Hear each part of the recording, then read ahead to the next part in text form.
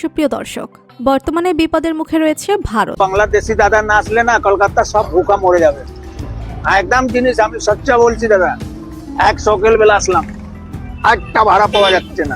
কারণ Argentina, Brazil এবং পাকিস্তান থেকে বিভিন্ন অস্ত্র এবং তেল আসছে। পাকিস্তান থেকে এসেছে বিভিন্ন ধরনের অস্ত্র, আর আর্জেন্টিনা ও ব্রাজিল থেকে এসেছে 52,000 টন সয়াবিন তেল। বাংলাদেশে এত পরিমাণ তেল এবং অস্ত্র দেখে ভারত সরকারের মাথা কাজ করছে না। ভারতের সাথে সম্পর্ক নষ্ট হয়ে যাওয়ার কারণে সীমান্তে আমদানি এবং রপ্তানি বন্ধ করে দেওয়া হয়েছে, যার কারণে বাংলাদেশ তৃতীয় দেশের দিকে নজর দিয়েছে। বাংলাদেশের আমদানিকারকরা এবং কর্তৃপক্ষরা জানিয়েছেন, চাল, ডাল, পেঁয়াজ সহ প্রয়োজনীয় পণ্য আমদানি করতে তারা ভারতের বিকল্প দেশগুলোকে খুঁজছে।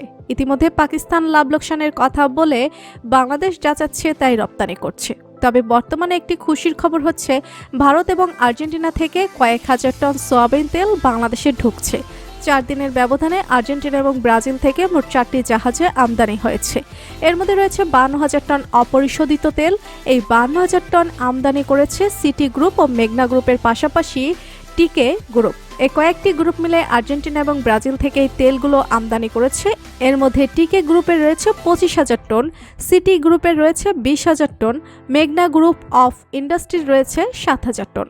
এই সব অপরিশোধিত তেল বাজারে আমদানি হওয়ার বাজারে বোতলজাত সয়াবিন তেলের যে সংকট চলছে তা কেটে যাবে বলে ধারণা করা হয়েছে।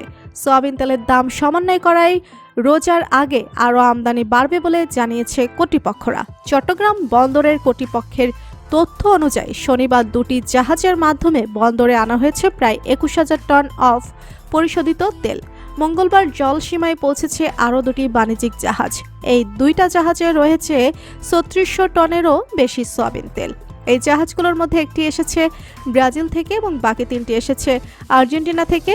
আমদানিকৃত এই সকল তেল জাহাজ থেকে খালাসের পর রাখা হবে কাস্টম নিয়ন্ত্রিত গুদামে। সেখান থেকে কর পরিশোধ করে কারখানায় পরিশোধন করার জন্য নিয়ে যাওয়া হবে। এরপর এই তেলগুলো পরিশোধন করে বাজারজাত করা হবে এই বিপুল পরিমাণের সয়াবিন তেল। 12 সপ্তাহ সময় লাগতে পারে। এ সকল সয়াবিন তেল আমদানি করার জন্য অনেক আগে ঋণপত্র খোলা হয়েছিল। ব্রাজিল এবং আর্জেন্টিনা থেকে 4টি জাহাজ বাংলাদেশের উদ্দেশ্যে 1 মাস আগে রওনা দিয়েছিল। দেশে মূল্য সমন্বয়ের কারণে আমদানি বাড়বে বলে জানিয়েছে ব্যবসায়ীরা। অর্থাৎ বাংলাদেশি ব্যবসায়ীরা ভারতের কোনো পণ্যের উপরে নির্ভরশীল থাকতে চাচ্ছে না। সর্বশেষ বাংলাদেশ ভারত থেকে 1,10,00,000 লিটার সয়াবিন তেল ক্রয় করেছিল, কিন্তু এই বছর এই তেলগুলো ভারত থেকে না কিনে আর্জেন্টিনা এবং ব্রাজিল থেকে কিনেছে। তবে সব মিলিয়ে চিন্তার মুখে রয়েছে ভারত। তবে ভারতের শুধুমাত্র সয়াবিন তেলের কারণে বিপদে রয়েছে তা নয়, পাকিস্তান থেকে একের পর এক জাহাজ আসছে বাংলাদেশ। শেখ হাসিনা সরকার থাকাকালীন বেশিরভাগ পণ্য ক্রয় করা হতো ভারত থেকে, তবে বর্তমানে সেটি আর করা হচ্ছে না। আমদানি ক্ষেত্রে সবসময় বিকল্প পথ ব্যবসায়ীদের কাছে থাকে।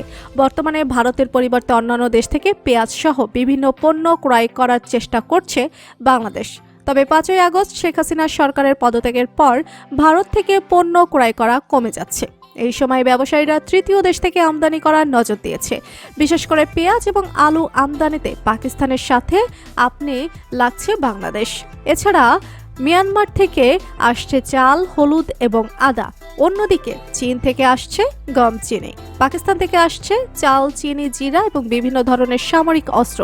ইন্দোনেশিয়া, আফগানিস্তান এবং তুরস্ক থেকে আসছে বিভিন্ন মশলা জাতীয় পণ্য। রাশিয়া এবং ইউক্রেন থেকে আসছে ভুট্টা। ব্রাজিল থেকে আসছে গম এবং চিনি। থাইল্যান্ড থেকে আসছে বিভিন্ন ধরনের চাল। বিশেষ করে রমজান মাসকে কেন্দ্র করে বেশি বেশি পণ্য ক্রয় করছে ব্যবসায়ীরা।